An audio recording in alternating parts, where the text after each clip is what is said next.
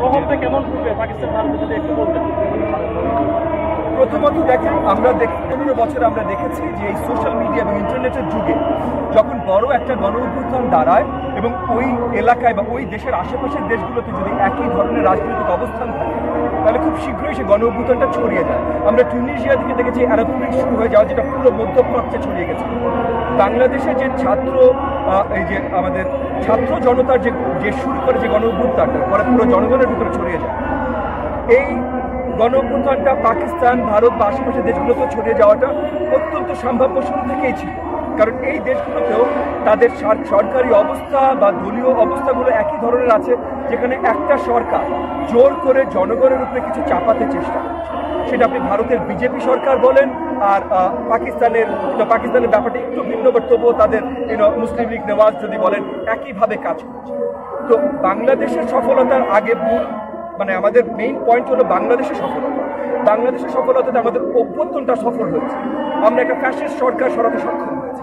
কিন্তু এই ফ্যাসিস্ট সরকার শুধু সরালেই হবে না, যেমন আমরা ইজিপ্টে দেখেছি যে তারা ফ্যাসিস্ট সরকার, মোবারকের সরকার সরানোর পর বেশি দিন সাফল্য ধরে রাখতে পারে।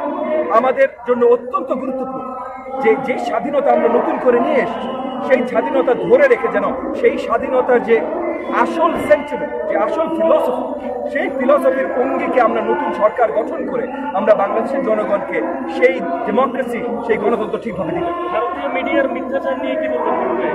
দেখেন, ভারতীয় মিডিয়াতে মিথ্যাচার যা না হচ্ছে তার থেকে বেশি ভারতীয় সোশ্যাল মিডিয়াতে মিথ্যাচার হচ্ছে।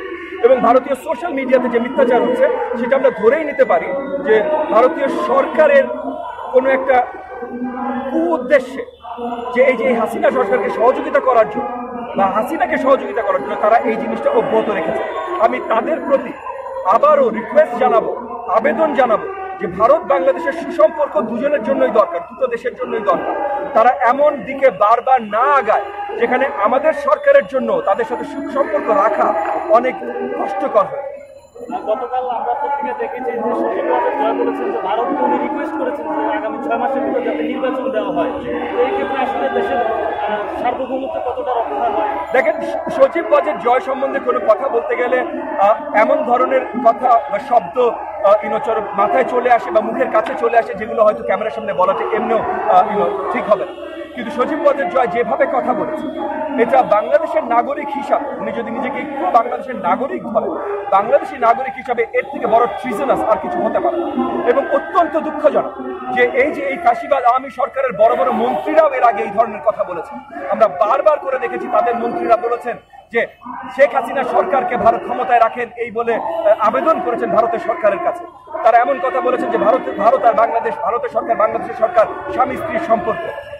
এই ধরনের ট্রিজনাস কথা কিন্তু তারা অনেক আগে থেকেই বলে আসছে। তখন তারা সরকারে ছিলেন, আমরা তাদের নামে ট্রিজন মামলা কোর্টে করতে পারি নাই। আজকে তারা সরকারে নাই, আজকে বাংলাদেশের কোর্ট ব্যবস্থা আমরা বিশ্বাস করি সঠিকভাবে কাজ করছে।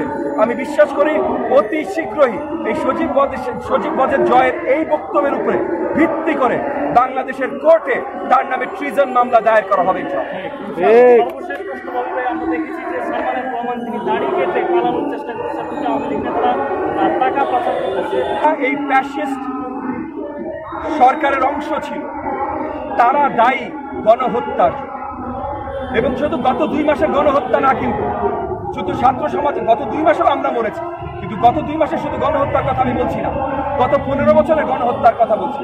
ভুলে যেন না হেফাজতে ইসলাম 2013, ভুলে যেন না এক একটা নির্বাচনের আগে আমাদের বিরোধী দলীয় নেতা কর্মীদের উপরে কি অত্যাচার হয়েছে, কত শত শত করে তারা নিহত করেছে। গণহত্যা একবার হয় নাই, গণহত্যা এই দেশের মাটিতে গত 15.5 বছরে বারবার হয়েছে। এবং এই পিলখানা থেকে তারা শুরু করেছিল। এই গণহত্যাগুলোর জন্য তারা সরাসরি দায়ী, তাদের এইটার বিচার হইতে হবে। একই সাথে পুরা দেশকে অর্থনৈতিকভাবে উলঙ্গ করে দিয়েছে এই আওয়ামী ফ্যাসিবাদ সরকারের দোসররা। আজকে অর্থনৈতিকভাবে আমাদের দেশ উলঙ্গ হয়ে গেছে, এইটার বিচার তাদের হতে হবে। তাদেরকে আর যাই হোক পালাইতে দেওয়া যাবে না। দাড়ি কাটুক, লুঙ্গি পরুক আর কাপড় চুপড় ছেড়ে উলঙ্গ ফকির হয়েই পালাতে চেষ্টা করুক, পালাতে দেওয়া যাবে না। তাদেরকে ফেরত আনতে হবে এবং আইনের আওতায় আনতে হবে। আমি বিশ্বাস করি ইন্টারিম সরকার এটার চেষ্টা করবে, এটা করবে। এবং ইন্টারিম সরকার যদি এটা করতে নাও পারে, এর পরের নির্বাচিত সরকারে এসে ইনশাআল্লাহ আমরা করব, এটা 100% কনফার্ম। তত্ত্বাবধায়ক সরকার কতদিন সময় হইলে এই পুরো বাংলাদেশের অবকাঠামো ঠিক করতে পারবে বলে আপনি মনে করেন? দেখেন, তত্ত্বাবধায়ক সরকার না, একটা ইন্টারিম সরকার নামেরও একটা ব্যাপার আছে। তত্ত্বাবধায়ক সরকার আমাদের কনস্টিটিউশনালি এর আগে ছিল, এখন এই ইন্টারিম সরকারটাও কনস্টিটিউশনাল, কিন্তু ওই যে তত্ত্বাবধায়ক সরকারের যে বিধিমালা ছিল সেটার ভিতরে এরা পড়ে না। তো এরা কি করতে পারবে, কি করবে, এটা আমরা তাদেরকে একটু সময় দিয়ে আমাদেরকে জানানো। তারা মাত্র এসছে, তত্ত্বাবধায়ক সরকার যখন আসতো একটা ধারাবাহিকতায় আসতো, অনেক আগে থেকে জানতো তারা আসবে, তারা ওইভাবে রেডি হতো। এখন হঠাৎ করে একটা বিশাল গণবিপ্লবের পর নতুন একটা সিচুয়েশন তৈরি হয়েছে, যেখানে হঠাৎ করে তাদের ক্ষমতা হস্তান্তর, তাদের হাতে ক্ষমতা হস্তান্তর করা হয়েছে। তারা কি পারবে, কি করবে, আমরা কি চাই তারা করুক, আমরা কি মনে করি তারা পারবে, এগুলো একটা সমন্বয় করে তাদেরকেও আমরা আরেকটু সময় দিয়ে আমাদেরকে জানানো। কারণ আমরাও জানতে চাই, আমরা রাজনৈতিক দল, আমরা নির্বাচন চাই, তো আমরাও তাদের কাছ থেকে জানতে চাই, কিন্তু জানার জন্য তাদেরকে একটু সময় দিতে হবে। আমরা মোটামুটি রাজনৈতিক দলগুলো একটা আলোচনার মাধ্যমে একটা জায়গায় এসেছি যে সেপ্টেম্বরের প্রথম সপ্তাহ আগ পর্যন্ত, মানে এই পুরো অগাস্ট মাসটা আমরা তাদেরকে এই প্রশ্নগুলো করব, তাদেরকেও আমরা একটা স্টেবল জায়গায় আসতে দিব, আমরা তাদেরকে সহযোগিতা করব, এবং এই স্টেবল জায়গাটা আসার পর আমরা এই আলোচনাগুলো করবো যে তাদের দায়িত্ব কি কি এবং এই দায়িত্ব পালন করতে সময় কত। আপনাদের